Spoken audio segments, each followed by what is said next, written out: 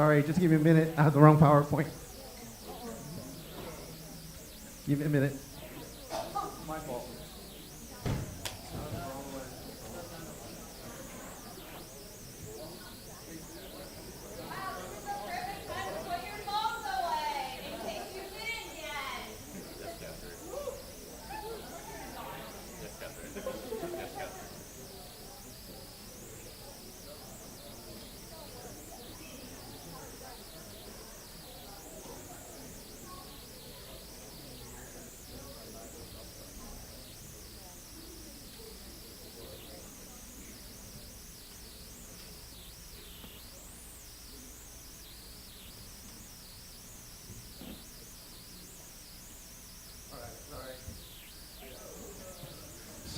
So let me make sure this works.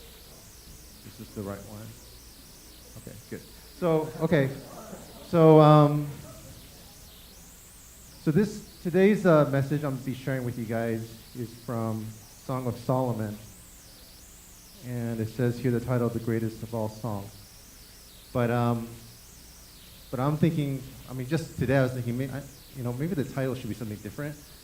Based on what I'm speaking on. And so the title actually should be, for single guys, "How to Get Girls to Like You."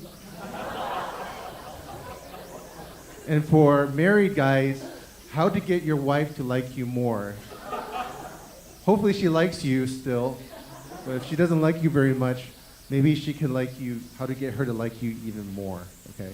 And let me tell you the story of how I decided to preach from this passage in the book, in Song of Solomon, Song of Songs.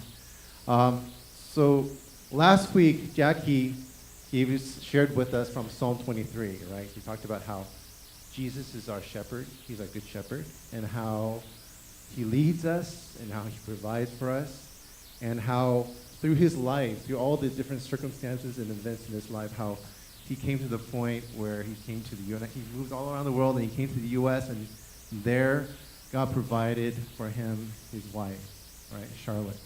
And God provided for him, and this is their pictures before you got married, right? When you were dating, and you're still dating. They look the same. I guess it wasn't that long ago.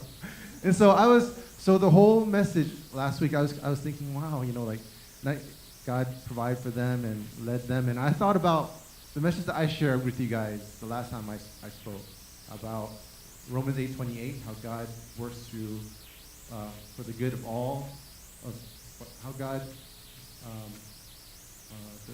works good for all things for those who love him, who are called according to his purposes. How God, I don't remember exactly how the beginning goes. But anyways, Romans 8:28, and how God led me through different disappointments in life. How I met this girl in Taiwan on the Love Boat tour, and how I thought she was the perfect girl for me, but instead, she broke my heart, and I was crushed, but then God led me to Chloe, the person that I was supposed to marry. Okay, and this is us before we got married, when we were dating in Northern California, and how this was all meant to be, right? How this was all meant to be, how God provided for me as well, how Jesus is my shepherd as well. And so I was thinking about that, and I was thinking about the other couples, some of the other couples in our congregation. So I asked some of them for their dating pictures.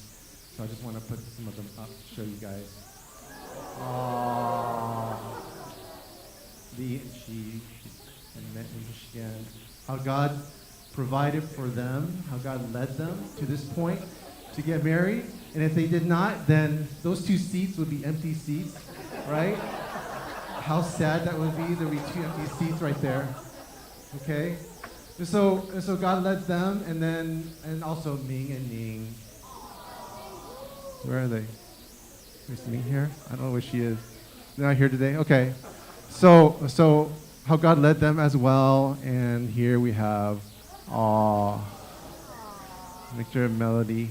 Otherwise, it's a good thing that they got married. Oh, that seat right there will be empty as well, right? And so how God led through all of us, and then I was just thinking that pretty much throughout the whole sermon, and I was also thinking, what am I going to preach on today? Because I really have no idea. So I was like, what do I preach on? And then out we had the thing out there with the trunk or treat, and then James was using this line. James here was using this line with like practicing this pickup line with married women. Okay, so I was like, I was listening to him like he's like, hey, this is pickup line, Christian pickup lines, right? Hey, gorgeous, I just finished studying the book of Numbers, but I noticed I didn't have yours, right? He was there. He was practicing that, and then there's a couple other ones. You guys were saying a couple ones. I don't remember what they were, but here I found these myself. You know, hey girl, I was gonna study Proverbs 31. Then I realized that I could just study you instead. Proverbs 31. What's Proverbs 31? The woman of noble character. Okay, woman of noble character. There's another one. Hey girl, I heard Jesus called you. Mind if I do the same? Hey girl, you really are a fisher of men, and baby, you just reeled me in. Hey girl, would it be breaking the 8th commandment if I stole your heart? Hey girl, God was showing off when he made you. Hey girl, is your last name Grace? Because you are amazing. Get it? Amazing Grace. Amazing Grace. So, Joe just got it. So, anyway, so I was sitting there watching. I was thinking, man, our single guys especially, they need a lot of help. And so I was like, maybe it's time I give a sermon on Song of Songs and share with you the secret from the book of Song of Psalms of how to get girls to like you without using these cheesy pickup lines, right? And for married men, how to get your wife to like you more, right? And so that's the story of how I came to decide to speak on this passage. And something else I wanted to share with you guys. This was written by friends of mine way back when they were in college. And they wrote these 19 things that a single guy should never say to a girl that you like, okay? You should never say these things to a girl you like. And apparently it worked, because they've never said these things, and now these guys are all married now, okay? So it worked. So I felt like, you know what? Before we look into the Song of Psalms, I need to share with you guys, especially the single guys here, right? James, do not say these things. If there's a girl that you like, don't say any of these 19 things, okay? Are you ready? Are you ready? Descending order. Do not say these things. All right? And these my friends wrote this, okay? I didn't get this from the internet. My friends actually wrote this, okay? All right, number 19. I love that scent you're wearing. It reminds me so much of my grandma. Don't say that. Guys, if you like a girl, do not say that. Don't say that, okay? Number 18. You're so cute. Your big head and chubby cheeks make you look like a little baby. Okay? Don't say that. That's not a compliment. That's not a compliment. Don't say that. All right. 17. You're so amazing, and there's nothing in the world that can change the way I feel about you. Not time, not money, not circumstances, not even that giant zit on your nose. Don't say that. Don't point it out. Don't point it out. Your face is as beautiful as the night sky, and each pimple is like a little star. No. Don't do it. Don't do it. Don't let that glowing rash and oozing sores on my body get to you. The doctor said they'll go away. Okay? No, don't say that. Don't say that. That's kind of gross, right? Here's a good one. Mama said you make a good wife because we can have lots of babies with your big hips. Okay? Don't say it. Do not say that. Okay? Don't say it. 13. If you ever go swimming and get attacked by a shark, I hope it stays away from your face because I think you're cute. Okay, don't say that. Don't say that. My friends wrote this. I didn't write this, okay? I didn't write this. My friends wrote this. You're simply stunning. Every time I'm around you, I get so nervous. My heart starts racing and I pee in my pants. No. Even if it happens, don't say it, okay? Keep it a secret. Trust me, it's your personality that I like. I've already given up hope on all the pretty ones. Don't say that. Do not say that. All right, here's another look. When I passed out and hit my head on the floor and the paramedics took me to the hospital, they said I had an asthma attack, but I told them it was because you took my breath away. No, no, no, no. Here's another one. I would love it if you join me for a romantic dinner sometime. You can cook whatever you want, just as long as you save the cleaning up until after the date. No, no, no. Don't say that, guys. Okay? You need to do the cooking.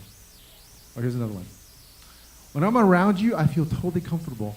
I don't feel the need to impress you like I do with pretty girls. Oh, no, no, no, no, no, no, no, no, no, no. Don't say it. Don't say it. That's not a nice thing to say. No, no. Whenever I'm alone, I always wish you were here by my side, except when I'm going pee. Don't. No, that's crude. Don't say stuff like that. Okay? Wait, here's one. I love the way you always listen to me when I talk, the way you close your eyes to take in the words, the way you drool a little to show your eagerness, the way you twitch to show your uncontainable excitement, and the way you snore in agreement with my thoughts. No. She's probably not that into you. Okay? Don't say stuff like that. Number 5. I'm always here for you, so whenever you want me to get rid of that tall, dark, handsome weirdo that keeps following you around and always holds your hand and kisses you, just let me know. No. No. Number 4. Oh, this is bad. You look so beautiful, especially from the binoculars in my room. No. No. No.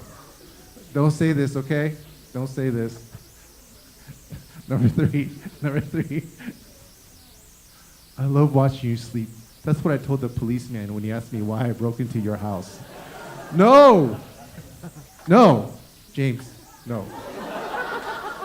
No, okay? Don't do it. Don't do it. Number 2. I love the way your hair just dances in the wind, especially when you're trying to run away from me.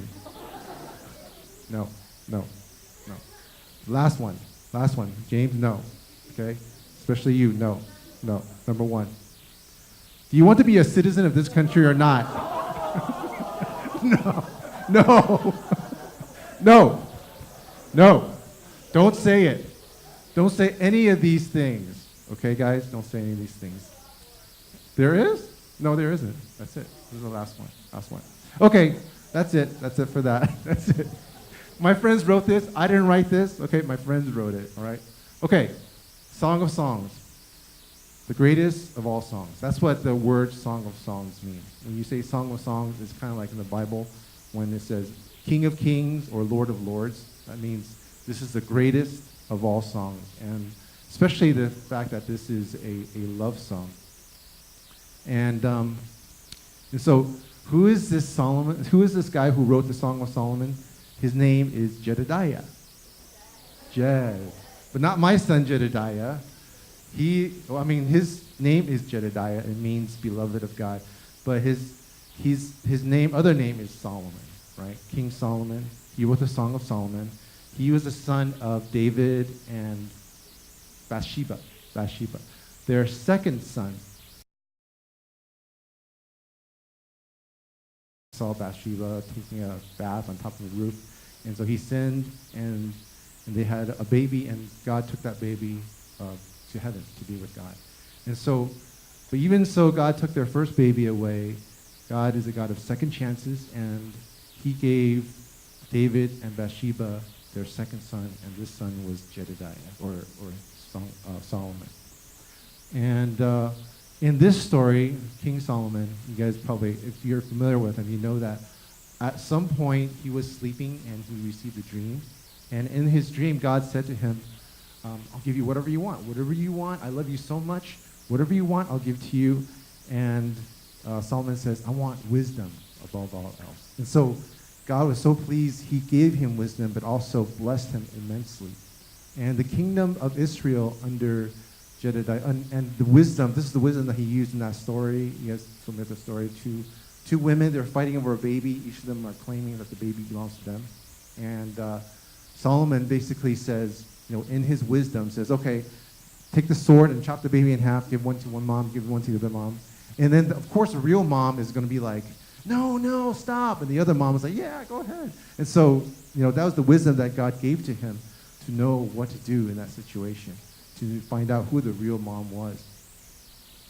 And so, under King Solomon, Jerusalem and the nation of Israel became one of the greatest empires in the Middle East at that time. Solomon built the first temple in Jerusalem, and it was the best temple that Israel ever had. It was covered in gold. It was beautiful. It was magnificent, and also he was well respected by different kingdoms, different kings. This is the Queen of Bathsheba. The Queen of what? Sheba. That's right. There's a Sheba in there. The Queen of Sheba, right? And okay. One thing about Solomon, though, he was such a really great king, and the kingdom really flourished under his rule. But he also had a very serious weakness, and that weakness that he had was women. Okay, and so he had near the end of his life, he had 700 wives and 300 concubines, and so. At some point, the city of Jerusalem became less like a holy city of God, and more like the Playboy Mansion with Hugh Hefner, right? So he became, and eventually a lot of these wives, foreign wives, would lead him astray and take him away from God. And so he had this very serious problem with, falling into temptation with women. Of course, a lot of people can say these are political marriages, and that's what kings and did and so forth. But he was eventually led astray from God, from these women. But Song of Songs, though, it's a story of love, a story of relationship between a man and woman, written by Solomon. And the problem is, of course, how could this guy who has serious issues with women write this book about the purity of love between a man and woman? Well, the reason why is because many scholars believe that he wrote this book near the very beginning of his reign, when he was still, he loved God, he was passionate about God and about holiness, and this was written about his first wife, his very first wife, who happened to be a Shulamite girl from the region of Shula. And so that's why at this point, he still hasn't really fallen away too much.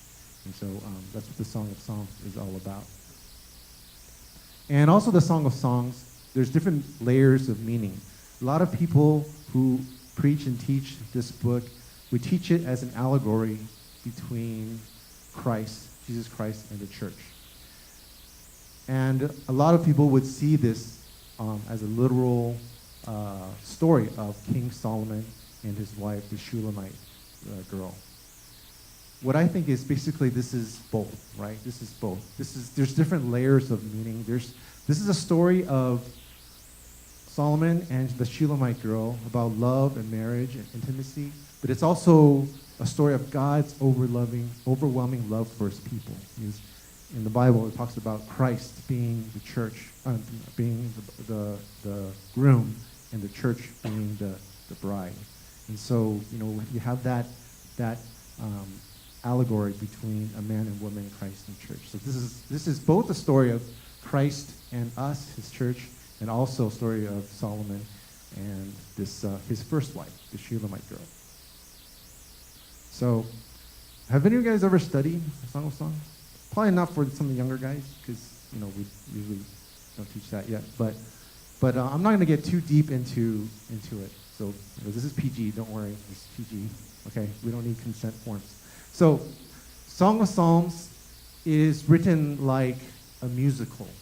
It is a song. The whole thing is like a song.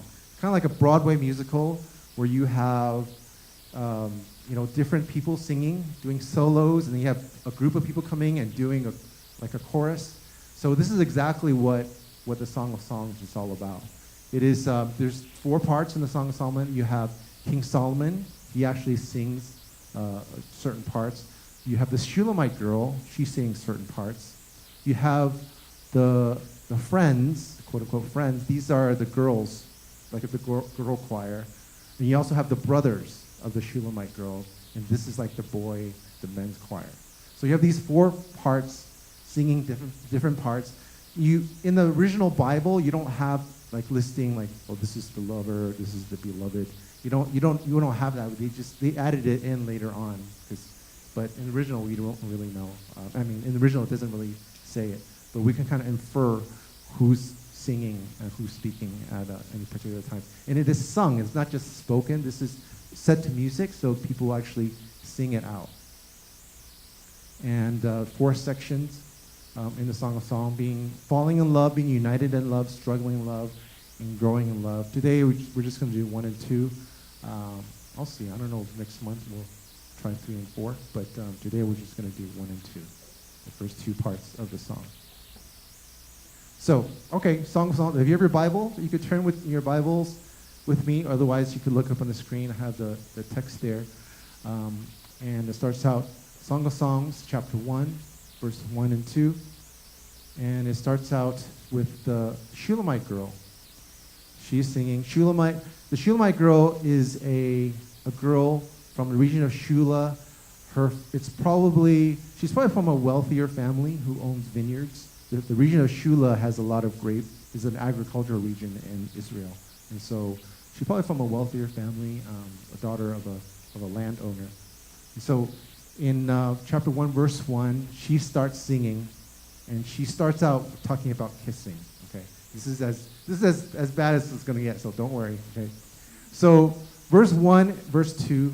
She says, "Let him kiss me with the kisses of his mouth, for your love is more delightful than wine." So there's attraction here, right? This girl, she really loves this king, this young king, Solomon, single king, okay? He really loves him, and for her, and she really wants to kiss him, or she wants him to kiss her, and for her, this love that she has is more delightful than wine. It's not just any kiss between a parent and child or between siblings or whatever. This is something that causes her heart to pound and her pulse to rise. This is like we know what the chemicals are, right? That causes the things that happen, like the pharmacists, the chemists, the medical people. You know what's caused by the phenylethylamine, norepinephrine, dopamine. These are chemicals that are caused that go through our bodies when we are attracted to someone. And so she's feeling like this, just like how wine causes our hearts to pound and our faces to flush. Right? So she loves this guy, and she wants him to kiss her. And she says here, chapter 1, verse 3, "Pleasing is the fragrance of your perfume." So now this guy, he's wearing cologne, whatever his perfume is. This is the Middle East, where there is not a lot of water. It's a desert region, and so people don't bathe a lot, and so sometimes you get sweaty and you get BO, and so the fragrance that he uses is just, she really digs the guy's cologne. I guess we don't wear it too much, right? You do? Okay. Chris does. But I guess nowadays men, not as many men. But she really digs the guy's cologne. But your name is like perfume poured out. No wonder the maidens love you. So more than just the physical smell of his cologne, his name is like perfume poured out. Perfume is another word for perfume is ointment. This was not just any kind of cologne or perfume. This is made by the most expensive of the olive oils, the olives that they have that are crushed into oil. They use this perfume, this ointment, in ceremonies in the temple and also in the candlesticks that are lit in the temple. I'll talk a little bit more about that in the end. What does it mean? His name is like perfume poured out. And that all the girls, like the maidens, all the maidens love him. What does that mean? Number 4, Verse 4, take me away with you, let us hurry, let the king bring me into his chambers. We rejoice, and then the choir sings, we rejoice and delight in you, we will praise your love more than wine. How right they are to adore you. So she wants to be with him, right? She wants to run away with him, to go off and go on dates and do stuff so they can be together. She loves him a lot. And then she starts talking about herself. This is verse 5. Dark am I, yet lovely, O daughters of Jerusalem. Dark like the tents of Kedar, like the tent curtains of Solomon. Do not stare at me because I am dark, because I am darkened by the sun. My mother's sons were angry with me and made me take care of the vineyards. My own vineyard I have neglected. So this girl, she's kind of insecure, okay, because she feels like she's dark. Now, I guess in the Asian culture, we don't like dark skin so much. That's why we wear the Darth Vader masks and all kinds of stuff to cover up.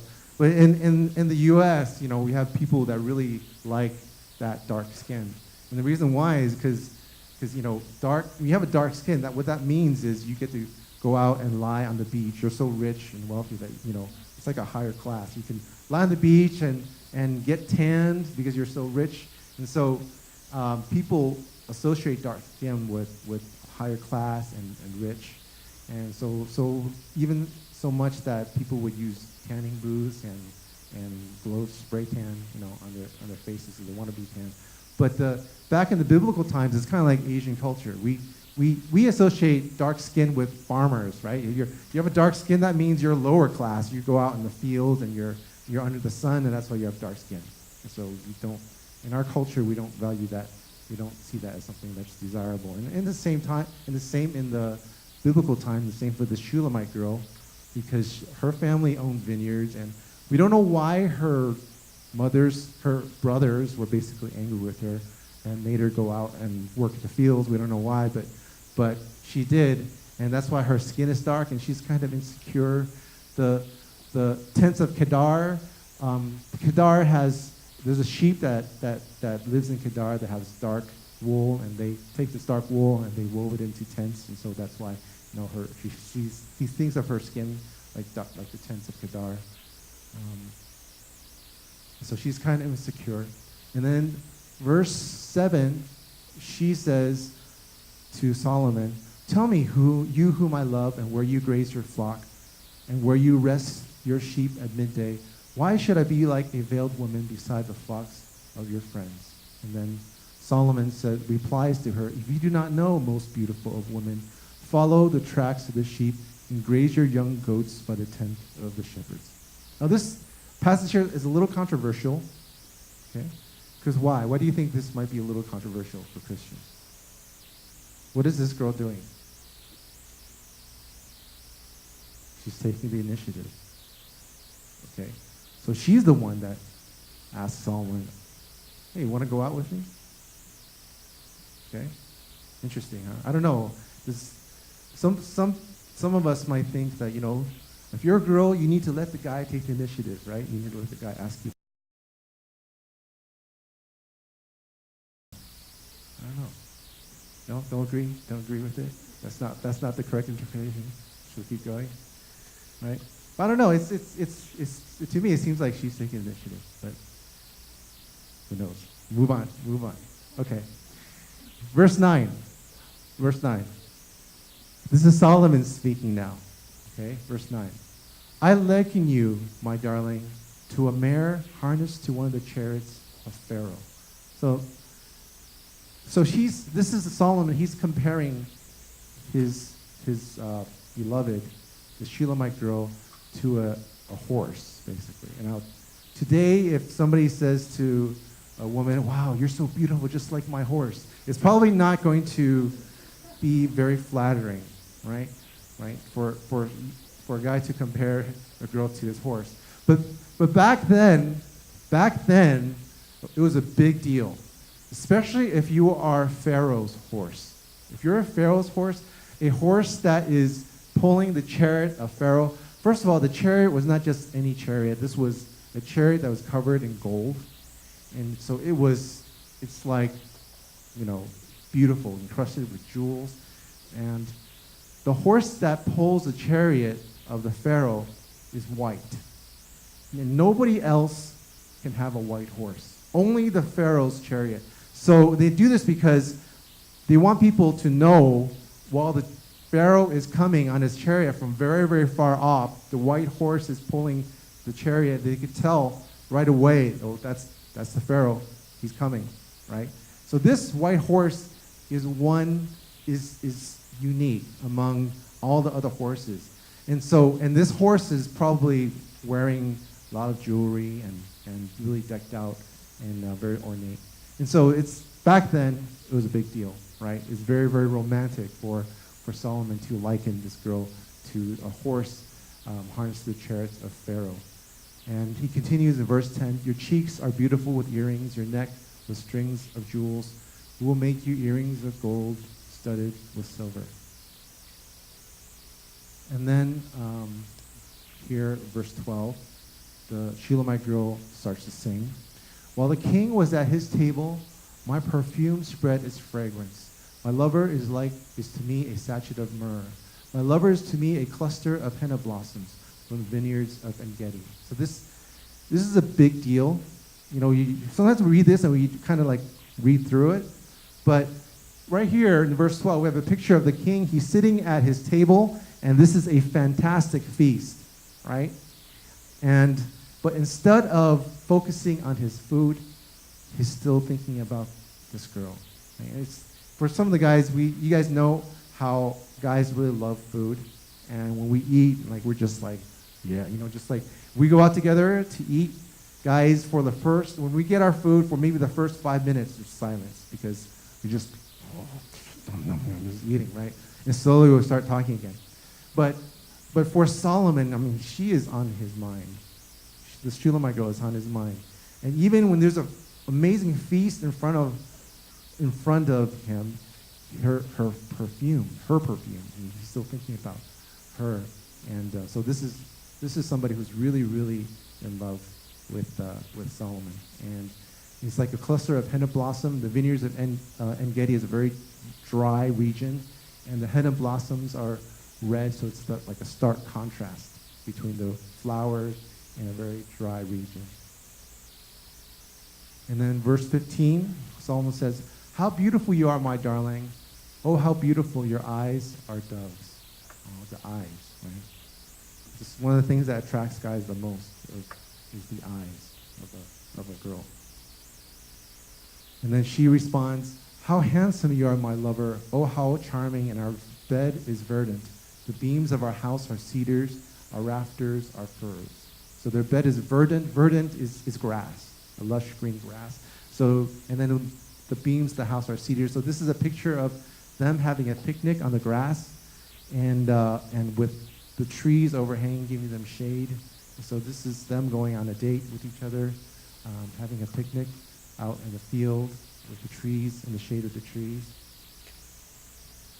Okay, verse 2:1. Again, this is the Shulamite girl. She says, I am a rose of Sharon, a lily of the valleys. And when you first read that, you might think, oh, she's kind of vain. She's kind of comparing herself to a flower. I'm so beautiful. I am like a rose of Sharon. Look how beautiful I am. But it's not really, that's not what she's saying. That's not what she's saying. She's saying, I am a rose of Sharon, a lily of the valley. What does that mean? The rose of Sharon and lily of the valley are everywhere in Israel. It's abundant. It's everywhere. It's not rare at all. And so what she's saying is, look at all these girls, right? Look at all these girls. I am just one of these girls. Why? She's expressing her insecurities again. Why would you like me above all these other girls? I'm just one rose of Sharon among so many. I'm just one lily of the valley among so many. And then how does Solomon respond? Like a lily among the thorns is my darling among the maidens. Oh, so he's saying, you're only one. You're the only one. All the other girls, they're like thorns. They're like thorns. I'm not attracted to them at all. It's only you. Only you. You are my lily, right? Among all the other women. And then verse 3, chapter 2, verse 3. The girl sings, like an apple tree among the trees of the forest is my lover among the young men. I delight to sit in his shade, and his fruit is sweet to my taste. So apple trees in Israel now are very rare. It's very, very rare to have apple trees in Israel. And so what she is saying is that she's comparing Solomon to someone who cherishes her and someone who she feels safe with and nourished. She could sit in his shade. His fruit is sweet to her taste. There's nothing about him that would cause her to feel anxious or nervous. Right? She can sit in the shade and she could just feel completely safe. And that's how a girl should feel when she's with a guy. Right? That's how guys should make the girls feel. That they're completely safe, that they're cherished, and that they're nourished. And this is how Solomon is to this Shulamite girl. Chapter 2, verse 4, this is very famous. We sing this all the time. He has taken me to the banquet hall, and his banner over me is love. His banner. His banner was used in the ancient times as kind of like a flag, how we use flags now. Our military, we have different flags. Each flag represents a particular specific unit, so that when they're in battle, they can look at the flag and know, oh, these soldiers belong to so-and-so general. Oh, these soldiers belong to such and such general. They belong to this unit, whatever. And so for the Shulamite girl and for Solomon, their love, he proclaims her love, his love for her over everyone. Everyone knows that he belongs to her, that she belongs to him. And there's nothing secret, there's nothing hidden, there's no, let's not tell anybody that we're dating, okay? We could go out, but don't tell anybody. There's nothing like that at all. It's completely out in the open and completely honest with one another. Everyone knows that they're together. And then chapter 2, verse 7, to the very end of the second part. This is the Shulamite girl. All of a sudden, she's no longer talking to Solomon. She turns and she talks to the daughters of Jerusalem. Okay? She goes and talks to the girls, the young women, young single women in Jerusalem. And she says, daughters of Jerusalem, I charge you by the gazelles and by the does of the field, do not arouse or awaken love until it so desires. Right? That's basically true love waits. True love waits. Right? Do not arouse or awaken love until it so desires. Not so soon. Take your time. Wait for the right person. The gazelles and does of the field are very, very skittish. You know, you try to go hunting or you try to take pictures of them, they'll just like run off. You know, if you make a sudden move or you move too quickly, carelessly, make too much noise, they'll just kind of run off. And that's how love is. You need to treat love with patience and gentleness and wait for the right time. And one thing that I have to say, this is not just for girls, also for guys, right? One thing, and I'm not going to get into true love waits. Maybe sometime we'll do this. Maybe you guys have already done it. But let me just say for high school students, I'll say this for high school students. And what I'm going to say is that I'm very proud of Jed, my son, Jedediah, okay? Because what we taught him is that when you're in high school, it's okay. Of course, you're going to like girls. That's not nothing abnormal about that. You're going to like girls. They're going to like you back. You might even come in a situation where you and a certain girl like each other. You know, there's nothing wrong with that. You know, that's a normal thing. That's a really good thing. What we told him is, you don't really need to be boyfriend and girlfriend. Right? Don't really need to do that. It's okay to be friends, but you don't really need to be boyfriend and girlfriend. Why is that? Why is it better not to be boyfriend and girlfriend? Even though you like each other, you might be best friends with this person, but you're not boyfriend and girlfriend. It's because, what's the difference? What is the only difference between being a boyfriend, girlfriend, and being best friends? What's the difference? The physical stuff, right? The physical stuff. That's the only difference. So, and when you get into the physical stuff, you are in high school, you are beginning to arouse or awaken love before it so desires. That's exactly what this passage is talking about. Okay? And so I'm very proud of Jed because we taught him this, right? I know there are girls that he liked. He would tell me. It's okay. It's okay now, I guess. It's okay now. I didn't ask him what I could say. But he never became boyfriend, girlfriend with anybody. Okay. I'm really proud that he did that. Right? Because now, anyways, so he's really proud of that. All right, move on. Whoops, is this recorded?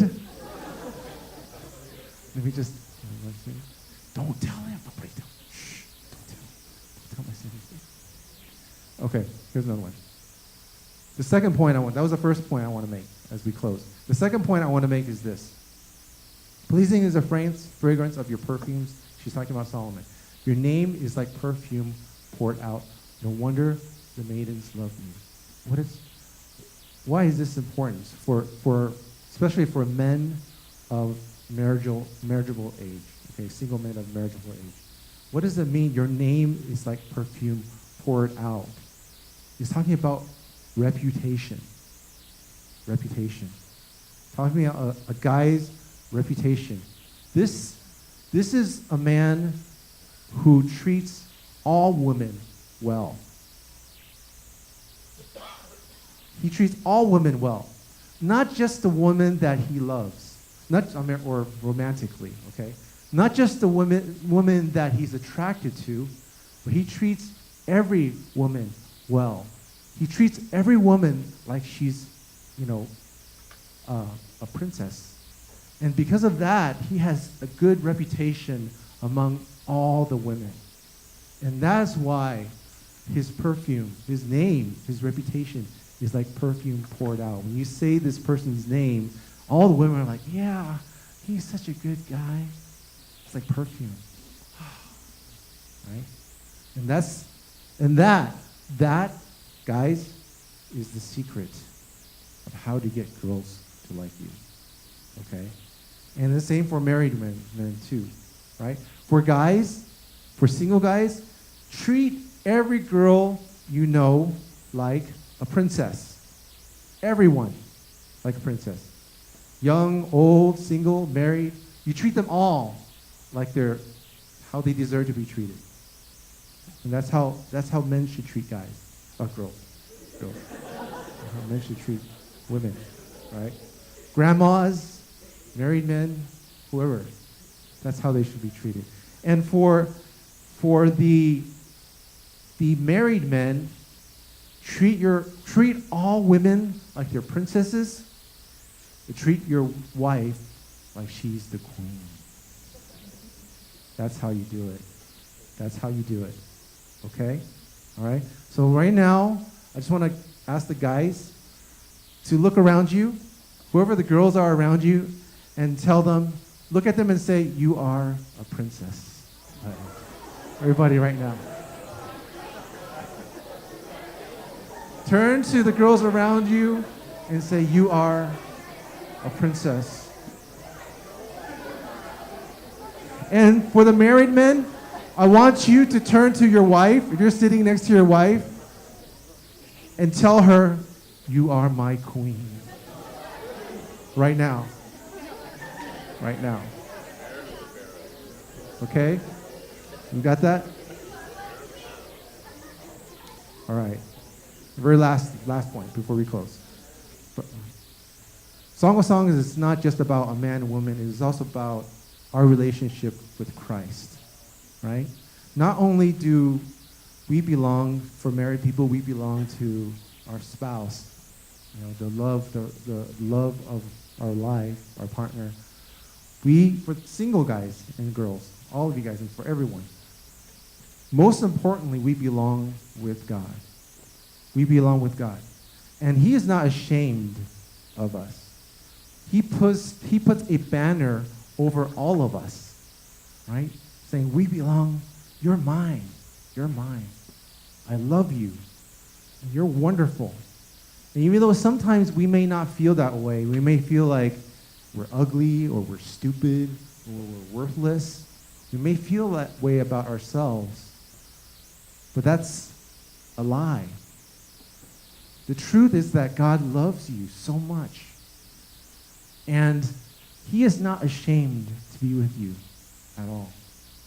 He's so proud that you belong to him. And that's what it means for us to be his love. For Jesus to be our groom, and for us as a church to be his bride. Okay? And that's it. Let me close in prayer. Ask the worship team to come up. As we close in prayer. And also, let me ask the ushers to come forward too. Let's take the offering.